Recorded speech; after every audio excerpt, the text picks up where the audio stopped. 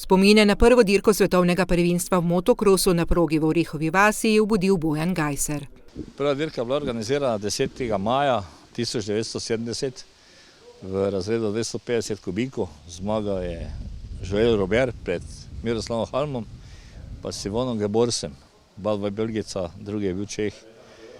Prisotni dirko si ogledalo preko 30.000 gledalcev.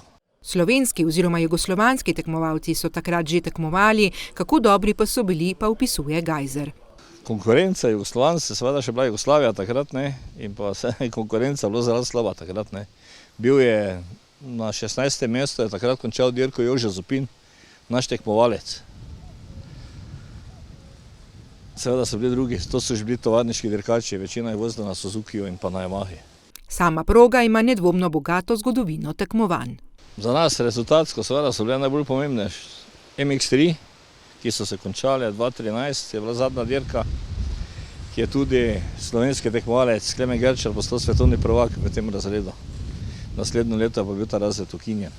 Eden od mnogih uspešnih tekmovalcev, ki trenira na tej progi, je tudi Simon Marčič, ki sicer ne tekmuje v motokrosu, ampak na svetovno znanem ralliju Dakar.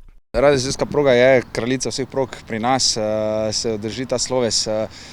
Prva proga in edina do zdaj, kjer se svetovno prvenstvo vozi, tako da jaz sem zelo vesel, da imam to možnost tu trenirati, da je to v moji bližini.